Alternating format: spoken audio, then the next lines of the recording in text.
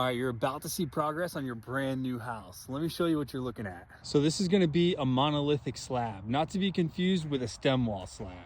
And a mono is pretty much one solid pour that's gonna fill the footer and the main part of the slab. And the footers are there because the load-bearing heavy walls are gonna be on the exterior of the house, where the interior walls, they're not gonna have any weight on them. They're just gonna be sitting there. So they don't need that real deep concrete. And as you see here, the top of the form is most likely where the concrete's gonna go. So you can see how deep the footer's gonna be filled with concrete versus the main part of the slab that might have 4 to 6 inches of depth. And also during this stage, you're gonna see the plumbers come in here and start putting pipe in the middle of the house so they fall in between the walls or islands, wherever they need to be. And let me warn you, when you come out here, this is gonna seem much smaller than it is in reality, especially after they pour concrete. You're gonna wonder, oh my gosh, is my house too small? Just wait until the framing goes up and it'll all start falling into place. Hey, let me know in the comments, is this something that you're interested in hearing more about? Or did you already know all this stuff and it's garbage and you don't want me to ever post about it again?